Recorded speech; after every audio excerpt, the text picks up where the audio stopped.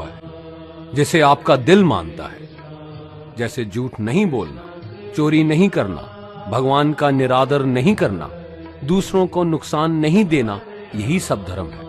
और हर आत्मा को अपने जीवन काल में हर समय धर्म का पालन करना होगा और उसकी रक्षा करनी होगी। दूसरा द्वार अर्थ का है और घोड़ा इसका प्रतीक है।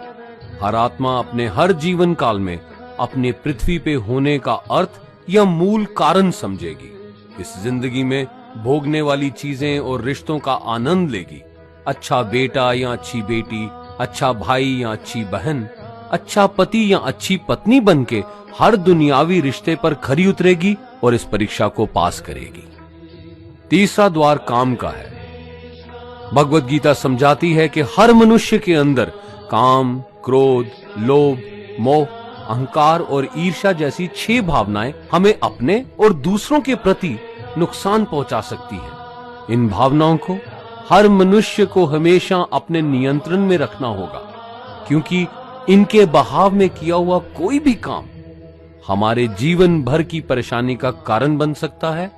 और एक आत्मा संतोष और सादगी से इन भावनाओं पे हमेशा के लिए विजय पा सकती है। चौथा स्तंभ मोक्ष का है और हाथी इसका प्रतीक है। इस परीक्षा रूपी जीवन में हर मनुष्य हर समय कुछ इच्छाएं रखता है। कुछ इच्छाएं एक ही जन्म काल में पूरी हो जाती हैं, पर कुछ अधूरी रह जाती हैं और उनके पूरा होने के लिए आत्मा को वापस पृथ्वी पे आना पड़ता है। भगवत गीता समझाती है कि हमारी इच्छाएं ही मूल कारण हैं हमारे पृथ्वी पे वापस आने का, और अगर हम कोई भी इच्छा ना रखें तो हम इस जीवन और मृत्यु से मुक्त हो सकते हैं। ये द्वार माफी का भी है। जिन्होंने आपके साथ बुरा किया उनको माफ करके और जिनसे आपने बुरा किया उनसे माफी मांग के मुक्ति पाई जा सकती है। जब तक आत्मा इन चारों दरवाजों धर्म, अर्थ, काम और मोक्ष को समझ नहीं लेती, तब तक आत्मा को बार बार इस मनुष्य रूप में आना ही पड़ेगा। परीक्षा का समय खत्म होते ही आत्मा शरीर और अन्य सब वस्तुओं का त्याग कर देती है। जो भी संसार में रहकर बनाया वो अब किसी और का होगा और आत्मा अपने कर्मों के फैसले के लिए चली जाती है। आत्मा के अच्छे बुरे कर्मों का हिसाब होता है। अपने अच्छे कर्मों के लिए आत्मा कुछ वक्त के लिए स्वर्ग और दुष्कर्मों के लिए नरक में चले जाती है।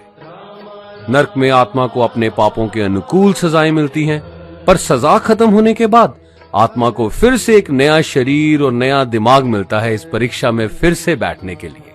और हर परीक्षा में वही सब फिर दोहराया जाएगा, जिंदगी के 4 स्तंभ धर्म, अर्थ, काम और मोक्ष को समझने के लिए। हर जन्म में अपने कई जन्मों के कर्मों के हिसाब से हर आत्मा को कभी अच्छे और कभी बुरे हालातों से जाना पड़ता है। लेकिन जब तक आत्मा परमात्मा के साथ योग को नहीं समझ लेती, वो मुक्ति नहीं पा सकती। भगवत गीता समझाती है कि मनुष्य अपने शरीर, दिमाग या दिल से भगवान को पा सकता है। शरीर द्वारा किए कर्मों के माध्यम से परमात्मा को पाने को कर्म योग कहते हैं। ऐसे कर्म जो परमात्मा की इच्छा से हों और दूसरों के कल्याण के लिए हों।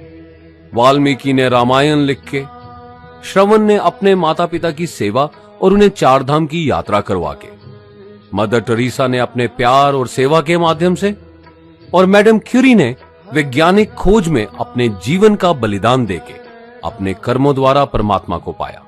भगवत गीता समझाती है कि एक आत्मा दिमाग से भी परमात्मा के साथ योग लगा सकती है। इसे राजा योग कहते हैं, क्योंकि दिमाग या मस्तिष्क सब इंद्रियों का राजा है। एक मनुष्य अपनी आस्था, सांस प्रणाली, आसन, अभ्यास, साधना और तपस्या से परमात्मा को इस योग के रास्ते पा लेता है। इस योग को समझने के लिए हमें अपने अंदर की एनर्जीज यानी चक्रा और कुंडलिनी को समझना पड़ेगा। आत्मा मस्तिष्क से मेडिटेशन या ध्यान लगा के परमात्मा के साथ योग लगा सकती है। शंकराचार्य, स्वामी परमहंस, स्वामी विवेकानंद और उनके जैसे कई योगी इस योग के रास्ते परमात्मा के साथ संधि लगा पाए। परमात्मा भगवत गीता में कहते हैं कि अगर किसी आत्मा को धर्म ना भी समझ आए, योग ना भी समझ आए, पर अगर वो मेरी शरण में आ जाए तो मैं उसके सारे पाप माफ कर देता हूं। परमात्मा को ऐसी दिल की गहराइयों से पुकार के पाने को भक्ति योग कहते हैं। चैतन्य महाप्रभु, मीराबाई और भगवान हनुमान इस योग के सबसे बड़े उदाहरण हैं। लेकिन कभी आत्मा अपने होने का मूल कारण भूल के धर्म का उल्लंघन करे या पाप के रास्ते पे निकल जाए तो उसे ठीक करने के लिए परमात्मा खुद किसी रूप में पृथ्वी पे जन्म लेते हैं।